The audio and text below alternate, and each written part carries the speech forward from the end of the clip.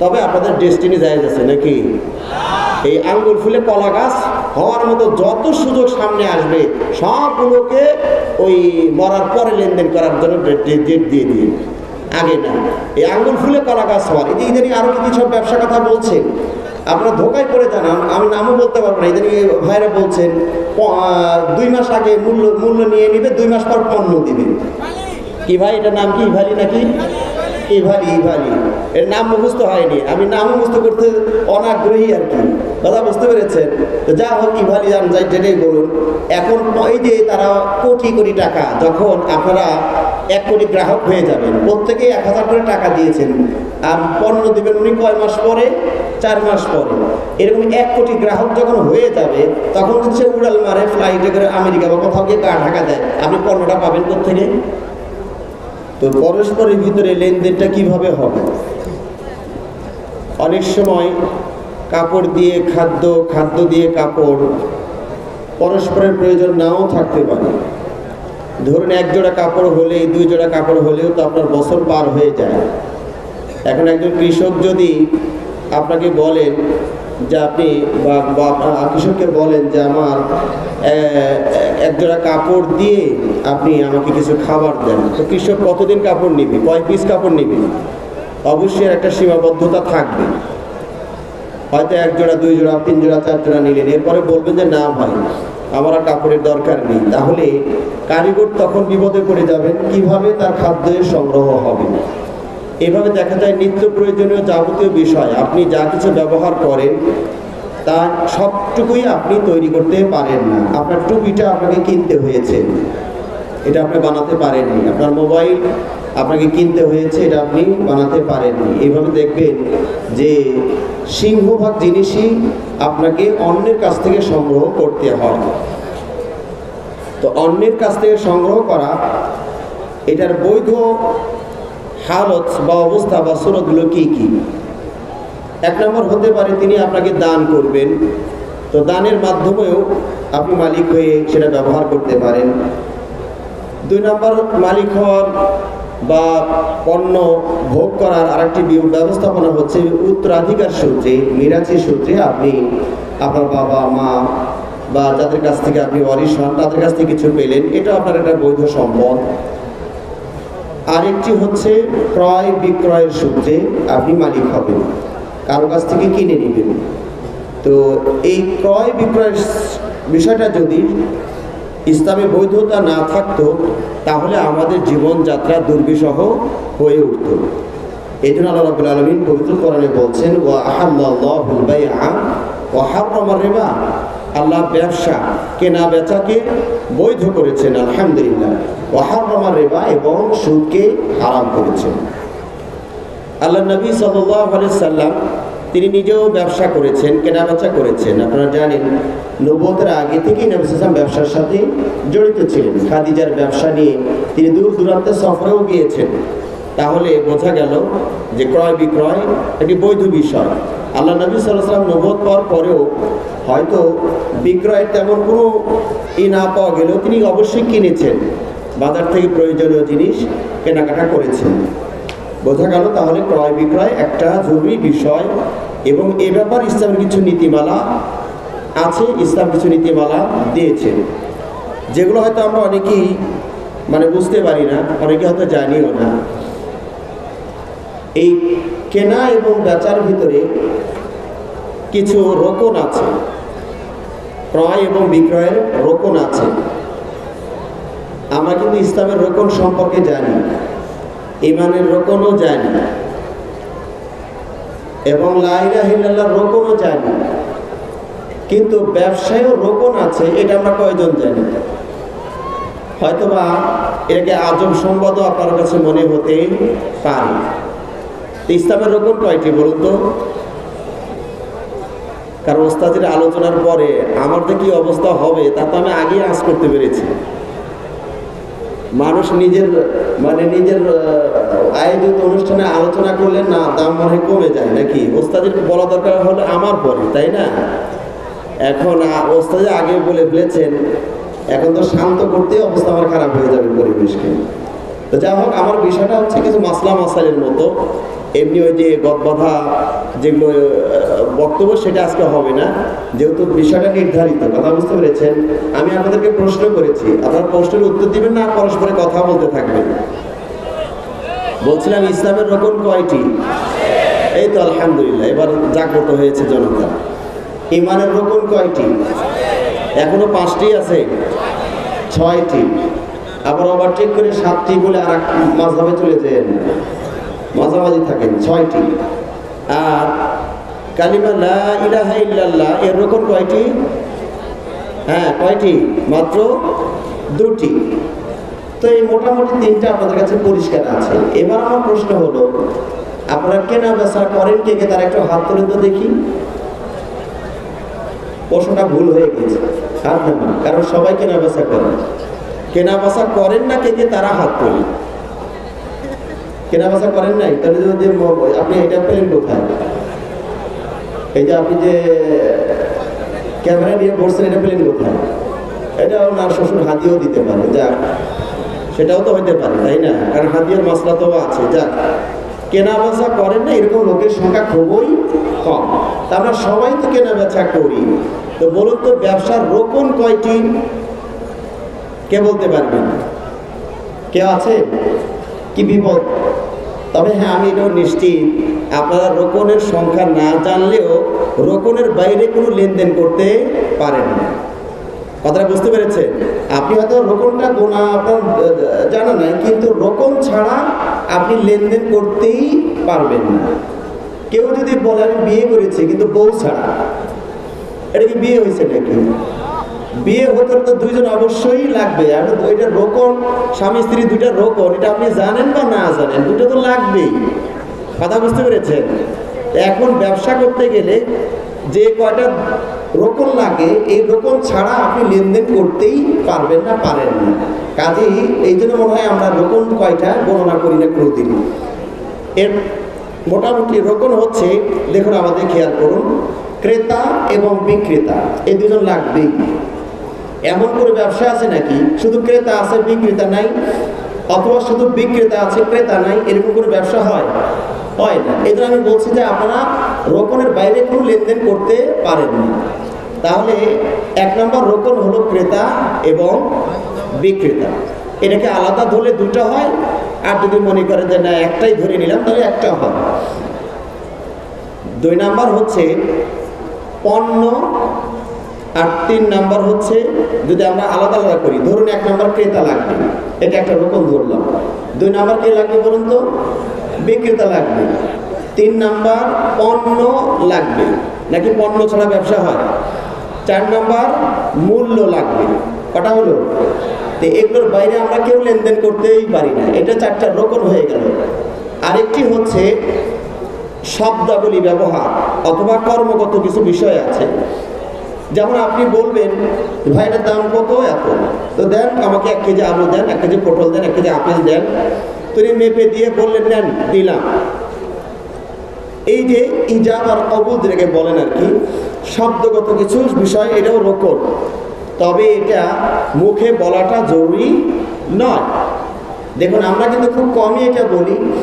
যেমন কাঁচা বাজার তরকারি যারা বিক্রি করেন, তারা বলেন আলু, এই যে নেন দিলাম, ভাই আলু দেন, আচ্ছা নেন দিলাম, কথাটা বলে। কিন্তু বেশিরভাগ লেনদেনে কিন্তু এই কথাটা বলে না। অনেকে বলবেন যে ভাই এটা দেন, দিয়ে দিলেন। উনি মুখে এই কথা বলে না যে আচ্ছা নেন দিলাম।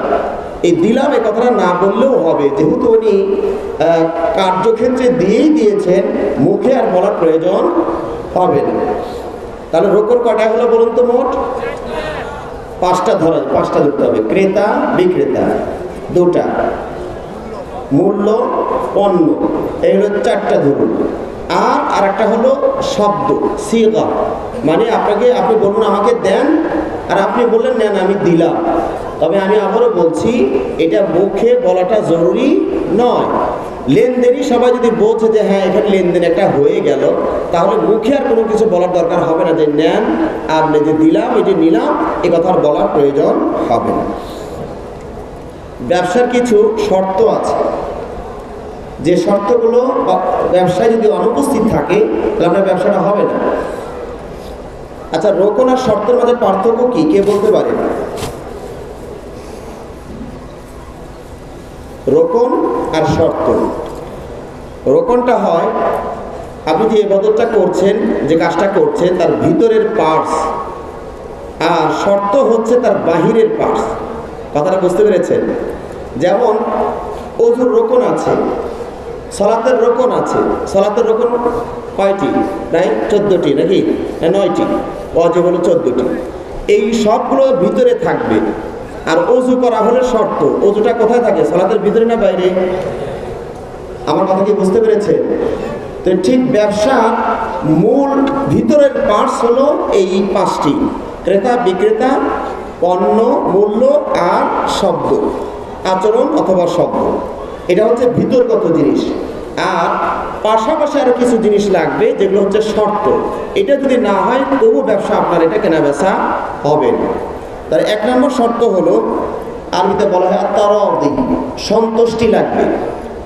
আপনি কারো কাছ থেকে একটা জিনিস কিনছেন, তার উভয়ের পক্ষের সন্তুষ্টি লাগবে। ধরুন আপনি বাজারে গেলেন, একটা জিনিস কিনলেন, উনি বিক্রি করবেই না, হয় না আপনি দেন, আমরা তা দরকার, আমি জোর করে নিয়ে চলে গেলেন, টাকা 100টা দিয়েও গেলেন, এটা কি ব্যবসা হবে? হবে না, কারণ উনি সন্তুষ্ট নয়, এই বিক্রয়ের প্রতি তিনি সন্তুষ্ট নয়। আবার আমাদের একটু কিছুটা বদ অভ্যাস আছে। পরিচিত মানুষ হলে, ভাই দাম কত? 50 টাকা। 40 টাকা দিয়ে আমরা চলে যাই, ভাই ভাই আরো 10 টাকা, আরে রাখেন মিয়া, পরে নিয়ে নিতেন, আবার আরেক সময় সাইজ করে দিয়ে। এই যে আপনি যে 10 টাকা কম দিয়ে চলে গেলেন, এই ব্যবসার উপর তো সন্তুষ্ট হননি। এই সন্তুষ্ট না হওয়া পর্যন্ত পণ্য এখান থেকে সরানো যাবে না। তাহলে এখানে সন্তুষ্ট লাগবে, যিনি কিনবেন। আবার একজন লাগবেই না, ভাই নেন 1 কেজি দিয়ে দেন, টাকা 2 দিন পরে দিন, আরে নেন না ভাই, জোর করে ব্যাগের মধ্যে উঠিয়ে দিলেন, জান ভাই, নারী লোক দিয়ে দিয়ে আপনার বাসায় পৌঁছিয়ে দিবেন, তাহলে তো হলো না ব্যবসা। অবশ্যই ওনার সন্তুষ্টি লাগবে, ওনার প্রয়োজন আছে কি না আছে, আপনি জোর করে তার ঘাড়ে চাপিয়ে দিলেন, এটা কিন্তু ব্যবসা হবে না। আমার কথা কি আপনারা বুঝতে পারছেন? তাহলে 1 নম্বর শর্ত হলো কি বলুন তো? সন্তুষ্টি। উভয় পক্ষের এই লেনদেনের উপরে স্বতঃস্ফূর্ত সন্তুষ্টি লাগবে। তবে কখনো কখনো জবরদস্তি ব্যবসাও জায়েজ আছে। সেটা কেমন? ধরুন একটা লোক শুধু ঋণ করেছে, অনেক ঋণ করেছে, তার প্রপার্টি আছে, সে ঋণ পরিশোধ করে না। এখন কর্তৃপক্ষ যদি, সরকার যদি মনে করে যে না, ওর মাল আছে কিন্তু টাকা দেয় না, জোর করে ওর হুন্ডাটা বিক্রি করে টাকাটা পরিশোধ করে দিব, তাহলে মাঝে মাঝে কি হয়, এটা জায়েজ হয়। এখানে বিক্রেতার সন্তুষ্টি নাই, কিন্তু পাওনাদার টাকাও দেয় না, খালি পণ্য কিনে ঘরে রেখেছে, সাজিয়ে রেখেছে, ফ্রিজ কিনেছে, টেলিভিশন কিনেছে, এটা সেটা কিনে রেখেছে, সব ঋণ করে, টাকা দেয় না, টাকা নাই, মাল আছে। তাহলে কি করবে? তার অসন্তুষ্ট চিত্তে কর্তৃপক্ষ তার মাল বিক্রি করে পাওনাদারের পাওনা পরিশোধ করবে। এই ক্ষেত্রে শুধু জায়েজ আছে। 2 নম্বর শর্ত হলো, যেখানে ক্রেতা বিক্রেতা এমন মানের হতে হবে যাতে করে লেনদেন করা তাদের জন্য বৈধ হয়। এই লেনদেন ক্রেতা এবং বিক্রেতার ভিতরে কিছু গুণাবলী থাকতে হবে, যাতে করে তারা লেনদেন করাটা শরীয়তের অধিকার তারা প্রাপ্ত হয়। যেমন ধরুন, তাকে জ্ঞানবান হতে হবে। এখন একজন যদি পাগল বিক্রি করতে বসেছে, তাহলে তার কাছ থেকে কেনা যাবে না, তার সাথে লসে পড়ে যাবে। 100 টাকার জিনিস 10 টাকা পেলেই আপনি অনেক সময় দেখবেন কেউ চালাকি করে, ব্যবসা আছে, 100 টাকা নিয়ে হয় তোমার লাল 2টে দিবনি, তো খুশি হয় লাল 2টে নিছে। আপনি 100 টাকা একটা নিয়ে তোমার তো একটাই, যে আমার 2টা তোমার, তাও লাল দিয়েছি, তো দেখবেন ও এটা নিয়ে সন্তুষ্ট হয়ে যাবে। পাগল, ব্রেনের সমস্যা আছে। তাহলে যদি আপনি ক্রেতা হন বা বিক্রেতা হন, তাকে জ্ঞানবান হতে হবে। যদি এক পক্ষ পাগল হন, অথবা নেশাগ্রস্ত হন, অথবা কখনো পাগল হন, কখনো ভালো থাকেন, এই লোক কি আপনাকে বেচাকেনা করবে? যতক্ষণ ভালো থাকবেন তখন কেনাবেচা জায়েজ আছে। যখন পাগল হয়ে গিয়েছেন, ব্রেন শর্ট, ওই সময় কেনাবেচা করলে জায়েজ হবে না। এটা হলো একটা, এটা মানে 2-এর ক। এটা 2-এর খ হলো, তাকে বালেগ হতে হবে। অপ্রাপ্ত বয়স্ক দোকানে বসে রেখে চলে গিয়েছেন, পণ্য, বাবা নাই, ছেলে আছে, দাম করে একটা জিনিস নিয়ে চলে গেলেন, ছেলেটা জানে না এই মূল্য কত, একটা আন্দাজি চেয়েছে, আপনি ভাবলেন যে যাক দিন, 10 দোকান জিজ্ঞেস করলাম, সবাই 500 করে চাইলো, 50 টাকা চাইছে, তাড়াতাড়ি করে নিয়ে আপনি আউট হয়ে গেলেন। তাহলে তো আপনি এখানে ধোকার আশ্রয় নিয়েছেন। কথা বুঝতে পেরেছেন? সবাই 500 চেয়েছে, এখানে কেন 100 আবার 50 কি করে হয়? তাহলে এখানে একটা ভেজাল আছে। এই যে নাবালক অপ্রাপ্ত বয়স্ক এর কাছ থেকে এরা কেনাবেচা করলে এটা সঠিক হবে না। 3 নাম্বার, মানে এটা 2-এরই 3 নাম্বার, 2 নাম্বারের গ ধরেন, সেটা হলো হরবার, তাকে স্বাধীন হতে হবে। পরাধীন বা দাস যদি হয় তাহলে লেনদেন বৈধ হবে না। 3 নম্বর শর্ত হচ্ছে যিনি বিক্রি করছেন তিনি অবশ্যই পণ্যের মালিক হবেন। আমার কথা কি বোঝা যায় ভাইরা?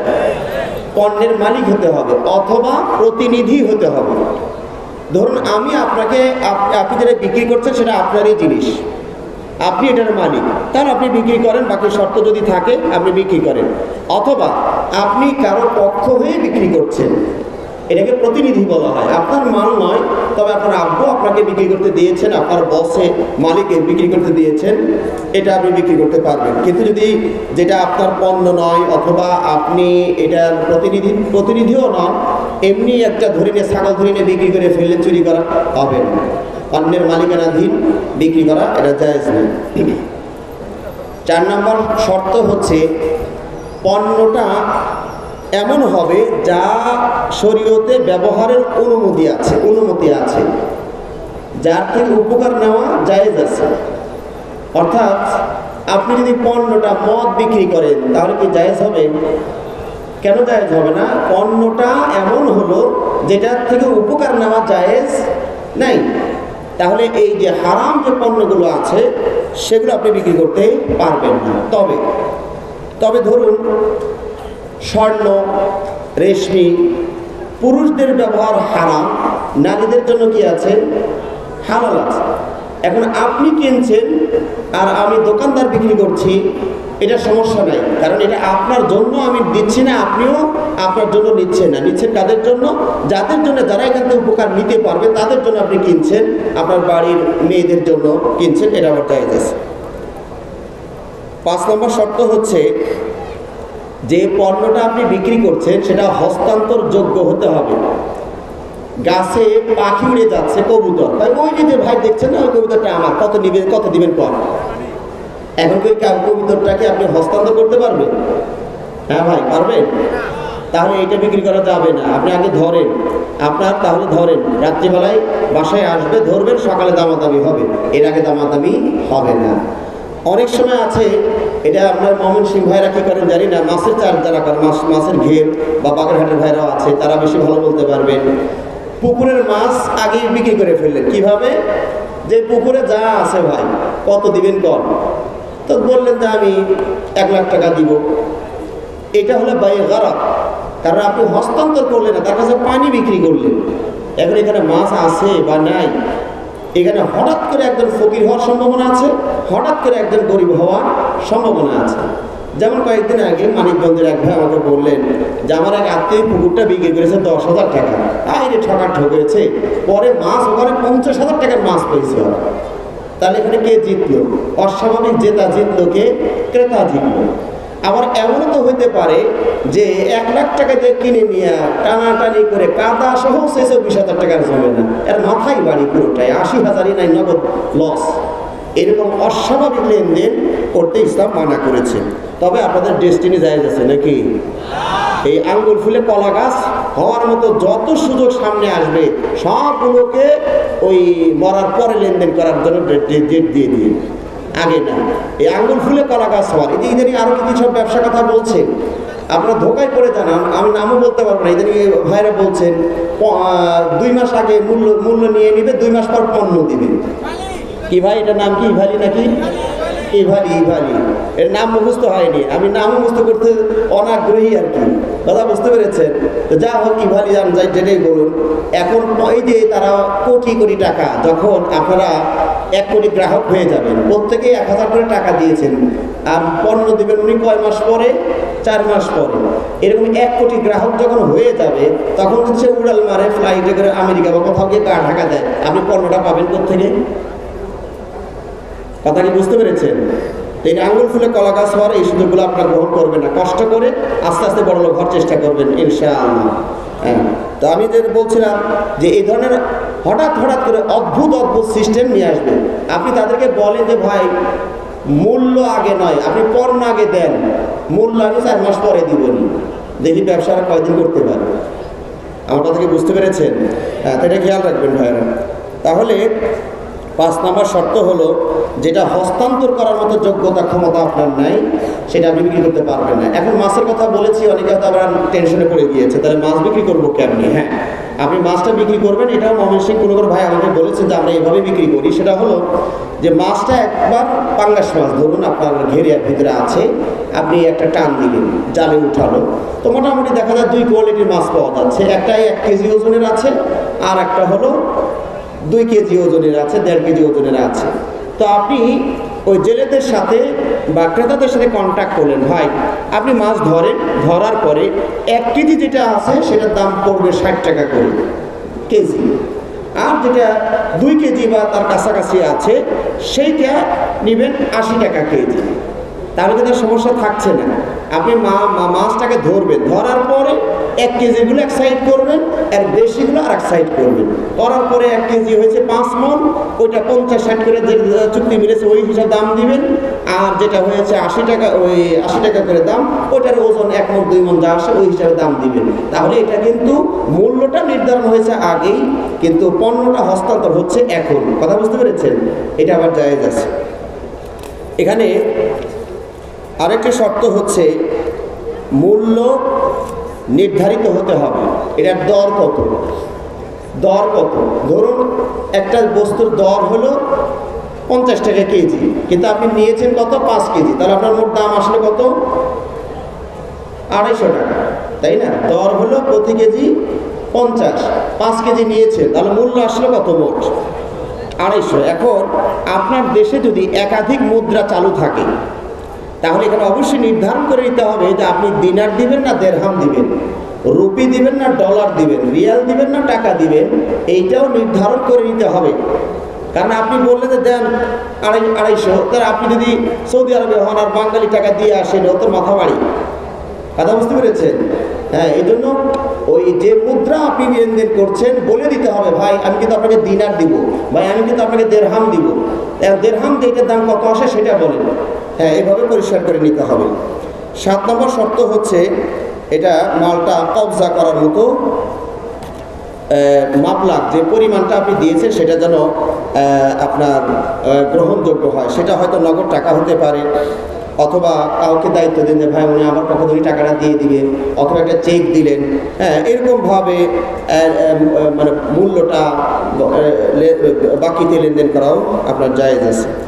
যা হোক, সময় মনে হয় আমার শেষের দিকে, আর মাত্র 8 মিনিট সময় আছে। তো আমার মনে হয় আব্দুল্লাহ ভাই যেটা বলেছেন যে আমার একটা আলোচনা উনি শুনেছিলেন ক্রয় বিক্রয়ের উপরে, সেটা হচ্ছে স্বর্ণের কেনা বেচার উপরে একটা আলোচনা আমার আছে ফেসবুকে। তো ওই বিষয়টার উপরই খেয়াল করি, বিষয়টা আমাকে উনি হয়তো চয়ন করে দিয়েছেন। তো যেহেতু সময় স্বল্প, আরও কিছু কথা ছিল, সেটা যেহেতু সম্ভব হবে কিনা পরে দেখবনি। তো বিশেষ করে আপনারা যারা স্বর্ণ এবং রূপা কেনা বেচা করেন, এখানে অনেকগুলো মাসাইলা আছে যেগুলো আমাদের অনেকেরই অজানা রয়ে গেছে। এই জিনিসগুলো আমিও একসময় জানতাম না। যখন নিজে এই ব্যবসার সাথে জড়িত হই তখনই এটা বুঝতে পারি যে এখানে মাসাইলা ঘাটাঘাটি করতে গিয়ে অনেক কিছু আমি জানতে পেরেছি, যেটা আমার এই ব্যবসায় জড়িত হওয়ার আগে আমি এগুলো জানতাম না। স্বর্ণের সাথে সুদের একটা ওতপ্রোত সম্পর্ক আছে। আমার কথা কি শুনছেন আপনারা? স্বর্ণের সাথে সুদের ওতপ্রোত সম্পর্ক আছে। আল্লাহ নবী সাল্লাল্লাহু আলাইহি ওয়াসাল্লাম বলছেন কি, আয-যাহাবু বিয-যাহাবি ওয়াল ফিদ্দাতু বিল-ফিদ্দাতি ওয়াল বুররু বিল-বুররি ওয়াশ-শাঈরু বিশ-শাঈরি ওয়াত-তামরু বিত-তামরি ওয়াল মিলহু বিল-মিলহি সাওয়া মিথলান বিমিথলিন সাওয়া'আন বিসাওয়াইন ইয়াদান বিয়াদিন ফাইদা ইখতালাফাত হাযিহিল আসনাফ ফাবি'উ কাইফা শি'তুম ইযা কানা ইয়াদান বিয়াদিন। স্বর্ণ রূপা বেচাকেনার ক্ষেত্রে এখানে একটা নীতিমালা বলা হয়েছে। স্বর্ণ দিয়ে স্বর্ণ যদি আপনারা কেনা বেচা করেন, তাহলে এখানে সমান সমান হতে হবে এবং নগদ নগদ হতে হবে। কটা শর্ত হলে বলুন তো? স্বর্ণ দিয়ে স্বর্ণ, ধরুন আপনার পুরাতন গহনা 5 ভরি, এটা আপনি আমার কাছে নিয়ে আসলেন, আমি এটা নিব, আমাকেও নতুন 5 ভরি দিতে হবে, কম বেশি করা যাবে না। তাহলে এখানে স্বর্ণের বিনিময়ে স্বর্ণ যদি আপনারা লেনদেন করেন তাহলে অবশ্যই কটা শর্ত খেয়াল রাখবেন, বলুন কয়টা? দুটা। এটা মনে হয় ভাবছে যে এটা তো মেয়েদের ওয়াজ, আমাদেরকে কেন এখানে পেঁচাইছেন?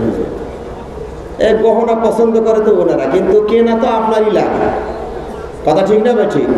হ্যাঁ, তো কাছে আপনাকে মশলাটা জানতে হবে। আমি বলছিলাম যে পুরাতন স্বর্ণ যা দিবেন, এক ভরি নতুন স্বর্ণ তাই দিতে হবে। কিন্তু আচ্ছা বলুন তো, কোনো দোকানদার কি আপনার পুরাতন এক ভরি নিয়ে, যেখানে ভাঙ্গা চূড়া আছে, ব্যবহার হয়েছে, এটা নতুন এক ভরি গহনা কেউ দিবে আপনাকে? এইভাবে দিলে কেউ ব্যবসা থাকবে? তো আপনি খালি পুরাতন আমার দিয়ে আমার নতুনগুলো সব খালি করে ফেলবেন, পুরাতন আমি কার কাছে বিক্রি করতে যাব? ওই দামে কেউ নিবে না।